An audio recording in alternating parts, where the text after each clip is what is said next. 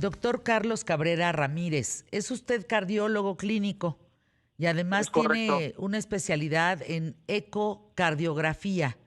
¿Cuál es es correcto. primero que nada, vamos a hablar de hipertensión, pero cuál es la diferencia entre un ecocardiograma y un electrocardiograma?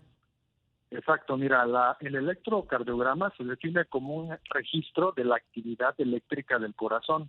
Prácticamente es el primer elemento que utilizamos desde el punto de vista de una valoración de cardiología. Pero el ecocardiograma representa un ultrasonido por el cual yo puedo revisar de forma interna cada parte de la estructura cardíaca. Puedo medir el peso, el tamaño, el grosor del corazón, la función del corazón, si hay coágulos. Entonces nos da muchísima más información, o sea, es complementario a un electrocardiograma. Eh, si tienes un problema de corazón, ¿necesariamente tienes hipertensión? ¿O al No revés, necesaria, con hipertensión te da un problema de corazón? es correcto, la hipertensión, Ah. el problema es que es un factor de riesgo mayor, se le conoce, que nos va a dar muchos efectos a nivel cardiovascular y también a nivel renal y a nivel del sistema nervioso central y prácticamente en todos los órganos de la economía del cuerpo humano. Ahora, fíjate que tengo, doctor, no sé quienes nos escuchen, porque estás frente al público más inteligente de la radio y la televisión en México. Tengo un caso muy cercano de hipertensión. Hipertensión, si lo entendemos bien, es que sube y baja la presión. El término hipertensión nosotros se define cuando las presiones arteriales rebasan un valor de 140 milímetros de mercurio para la sistólica y de 90 milímetros de mercurio para la diastólica. Esto debemos de tomar en cuenta dos o más mediciones realizadas en diferentes momentos para diagnosticar al paciente hipertenso y debe de tener requisitos que ya conocemos. Por ejemplo, el paciente debe estar sentado por lo menos 5 minutos, debe estar cómodo, no haber realizado alguna actividad o estar estresado o no haber dormido, porque esos son factores que finalmente determinan la hipertensión arterial. Entonces, lo ideal es utilizar el método adecuado y los requisitos que son indispensables para tener un diagnóstico de hipertensión arterial.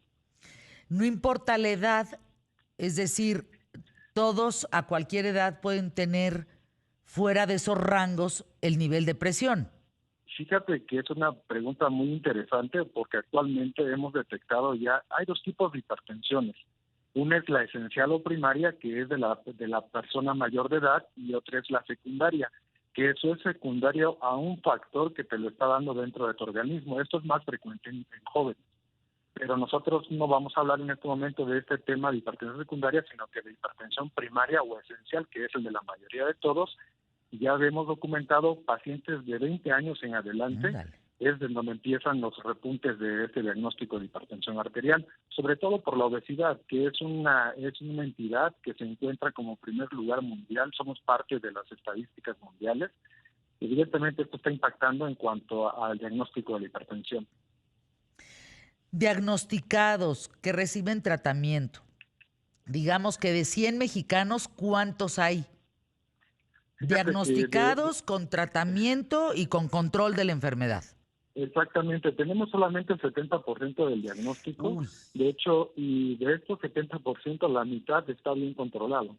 Entonces, automáticamente la repercusión es que no estamos impactando mucho en cuanto al manejo de la hipertensión arterial, ¿Por qué se le llama, doctor Cabrera Ramírez, el asesino silencioso? porque es una enfermedad que no da ningún problema de síntomas.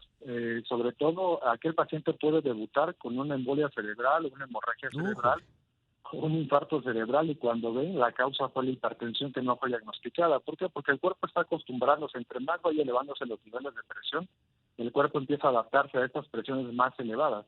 Entonces, en la mayoría no da síntomas, pero ojo, podemos empezar a documentar síntomas en aquellos pacientes que empiezan con mucho dolor de cabeza, la presencia de zumbido de oídos o la presencia de visión borrosa, ¿no? Que no sabíamos que teníamos, pero que empezamos a tener, y obviamente al detectarnos con un aparato electrónico o vayamos al médico y nos detecte, y vamos a ver que es probable que estemos con hipertensión, pero la gran mayoría, como bien comentas, pasa desapercibido el diagnóstico. Híjole, qué terrible.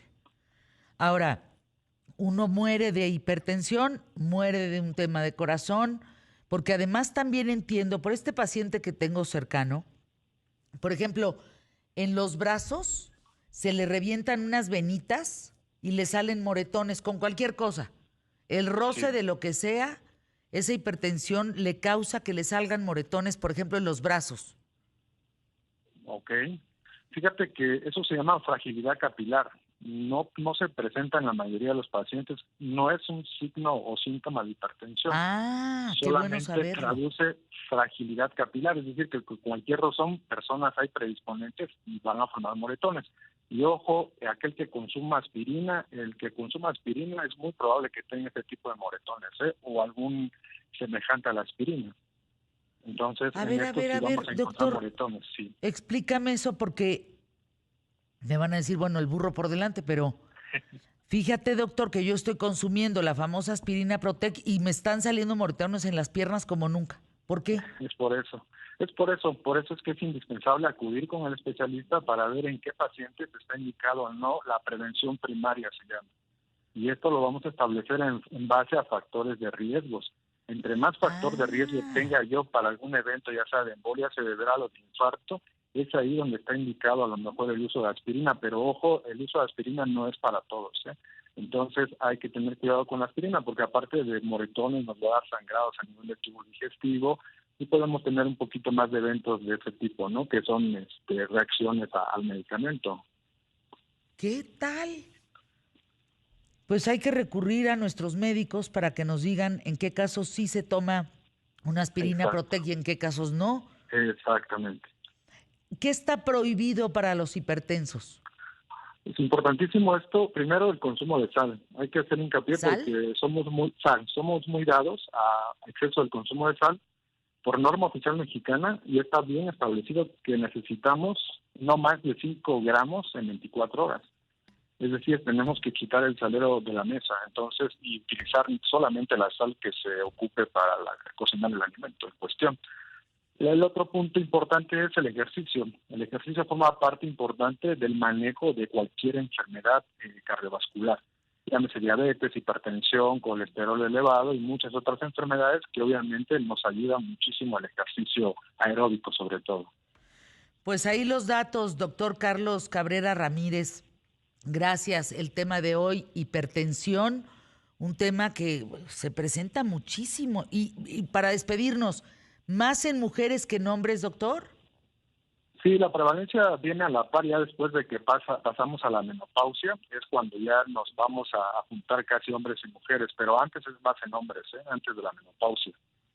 Y quisiera comentarte que como último dato, que ya existen farmacias donde se utilizan ya productos genéricos ya avalados por esos laboratorios líderes a nivel mundial y que se encuentran en cualquier parte de la República. Son medicamentos accesibles a un bajo costo de este muñequito que se ha hecho viral, sobre todo porque ha habido en conciertos donde ha salido volando, ¿no? Estas farmacias que hay en todas partes del país. Entonces, a un precio accesible y ya no tiene por qué ser una excusa para el control de la presión arterial. Pues ahí la información. Gracias, doctor, por estar con nosotros. Agradezco ¿Escuchamos? mucho. Hasta Gracias. pronto.